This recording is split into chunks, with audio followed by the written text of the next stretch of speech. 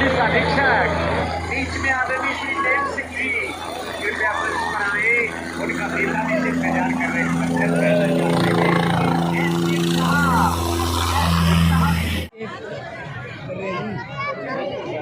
खड़े होने की जरूरत पड़ेगी तो होगे कि नहीं होगे। रूपम जगदीश रूपम धर्मर के यूपम यतिवर के भूपम संसारे सारम त्रेतार पे नारम श्रीमस्त नाथम सत्यम नमामि।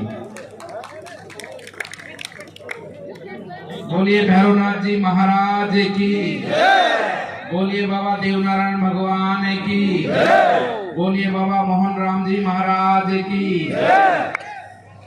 आज जिम्मेदारी बनती है कि हम प्रदेश की और देश की और क्षेत्र की कानून व्यवस्था की रखवाली करने के साथ साथ उस दूर दराज में बैठे गरीब व्यक्ति की सेवा करने का संकल्प लें जिसका कोई सहारा नहीं है, जो देश की राजधानी से 100 किलोमीटर दूर झाड़ी के नीचे बैठा है, एक छप्पर उसके ऊपर है, मकान बनाने के लिए सोचता है, उसको प्रधानमंत्री आवास में योजना दिला करके उसका हम मान सम्मान बढ़ा सकते हैं, उसकी व्यवस्था सुधार सकते हैं। उस व्यक्ति को हम राष्ट्र की मुख्य धारा में जोड़ने का काम कर सकते हैं।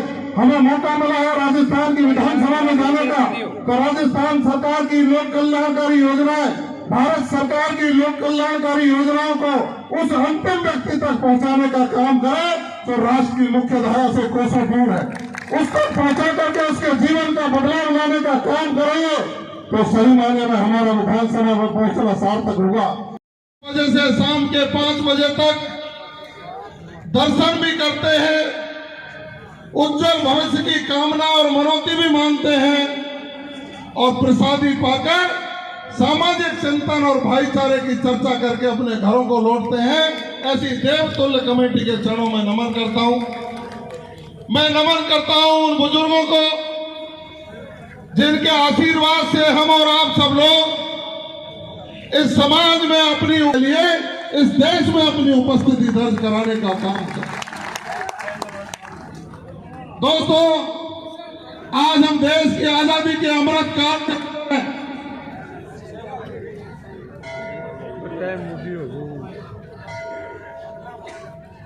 अभी तो शुरुआत है, सर तो कमजोर होंगे।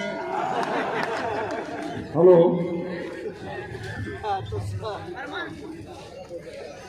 दोस्तों, मैं इस मौके पर कहना चाहूंगा कि हम सब लोग जिस तरह से राजनीतिक क्षेत्र में रहकर के सामाजिक विकास की चिंता करते हैं, निश्चित रूप से हमारी भूमिका अलग हो सकती है, अतुल भाई की भूमिका अलग हो सकती है, विजय जी की भूमिका अलग हो सकती है, लेकिन उन भूमिकाओं का जो उद्देश्य है वो एक ही उद्देश्य है कि आप आगे बढ़िए, पढ़िए और आगे बढ़िए और आपके सम्मान की वजह से खड़ा है। और मेरी कोई महत्वाकांक्षा भी ऐसे राजनीतिक नहीं है, लेकिन मेरी जिम्मेदारी ये बनती है कि आपको एकता के सूत्र में बांधा जाए। और जब आज चर्चा की, व्यक्ति लोकतंत्र में वो बड़ा बनता है जो जातियों को जोड़कर चलता है।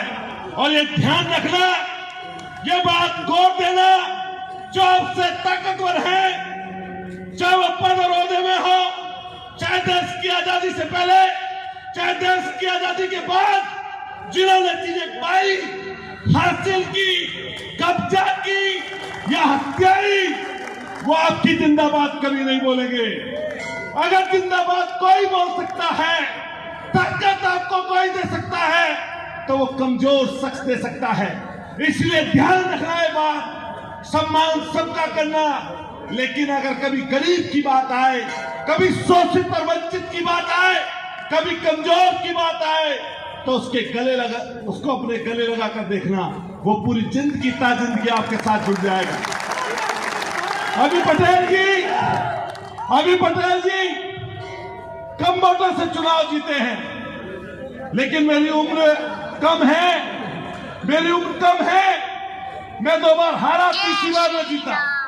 26 साल की उम्र में पहला चुनाव का टिकट पा लिया था, लेकिन मैंने तब से अब तक ये देखा कि जब आप अपने क्षेत्र के लोगों से प्यार करते हो, मोहब्बत करते हो, नजदीकी बनाते हो, गरीब की सेवा करते हो, उसके नजदीक पहुंचते हो, तो अब की बार कम से जीते हैं, अगली बार हजारों हजार से जीत कर आएंगे, मेरा वादा आपसे है। बात तो इसलिए सब इकट्ठे रहिए और जोड़िए साथियों को।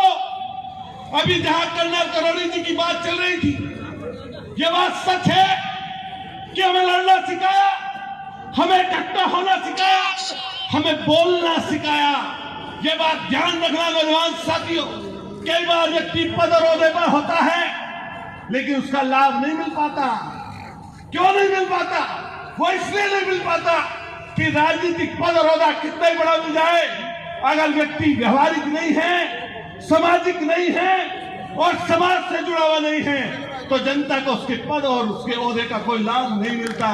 सत्ता को चुनते हैं, सत्ता देते हैं, सत्ता बनाते हैं, लोगों को पद और ओहदों से मारते हैं।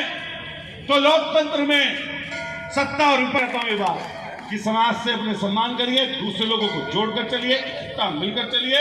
और जो हमारे साथी ने बोली बात, बच्चों का ध्यान रखिए। जो परिवार है आपका, उससे बड़ा आपके लिए कुछ नहीं है। आजकल मोबाइल है।